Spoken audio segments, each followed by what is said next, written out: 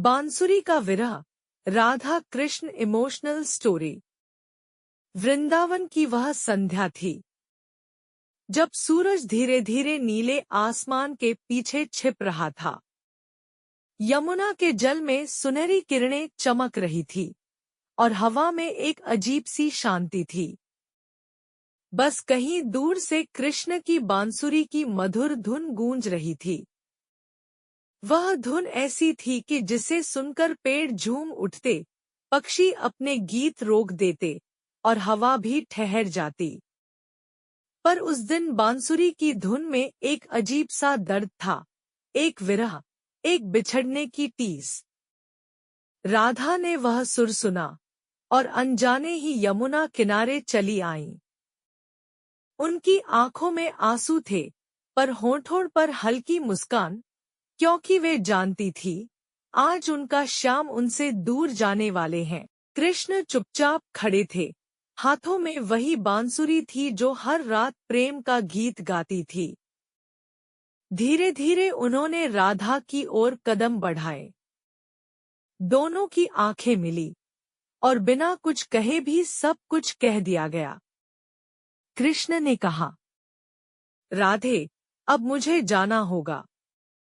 मेरा कर्तव्य मुझे मथुरा बुला रहा है, पर मेरा हृदय, मेरा प्रेम और मेरा हर सुर यहीं वृंदावन में तुम्हारे पास रह जाएगा। फिर उन्होंने अपनी बांसुरी राधा के हाथों में रख दी। वही बांसुरी जो उनके प्रेम की साक्षी थी, जो हर शाम राधा के नाम का संगीत सुनाती थी। राधा की आंखों से आंसू बह निकले।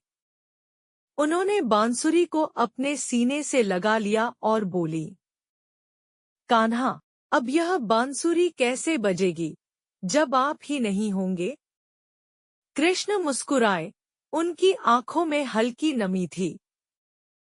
उन्होंने कहा, राधे, जब भी तुम इस बांसुरी को देखो, जब हवा तुम्हारे गालों को छुए, जब पक्षी गीत गाएं, तब समझ लेना कि मैं तुम्हारे पास हूँ।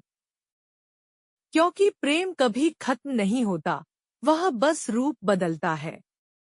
राधा कुछ नहीं बोली, बस शांत खड़ी रही, बांसुरी को हृदय से लगाए हुए। यमुना की लहरें जैसे उनके आंसुओं का रंग अपने जल में मिला रही थी। कृष्ण ने एक आखिरी बार राधा की ओर देखा। वो मुस्कुराए, पर उनकी मुस्कान के पीछे दर्द छिपा था। फिर वे धीरे धीरे वृंदावन की गलियों से दूर चले गए। उस दिन के बाद वृंदावन में कभी बांसुरी नहीं बजी। लेकिन कहते हैं, जब भी शाम होती है और हवा धीरे से बहती है, तो यमुना किनारे आज भी वही बांसुरी की मधुर धुन सुनाई देती है, जो कहती है, प्रेम कभी समाप्त नहीं होता, वो बस अनंत याद बन जाता है। धीरे धीरे पृष्ठभूमि में बांसुरी की धुन बजती है, आवाज धीमी पड़ती जाती है।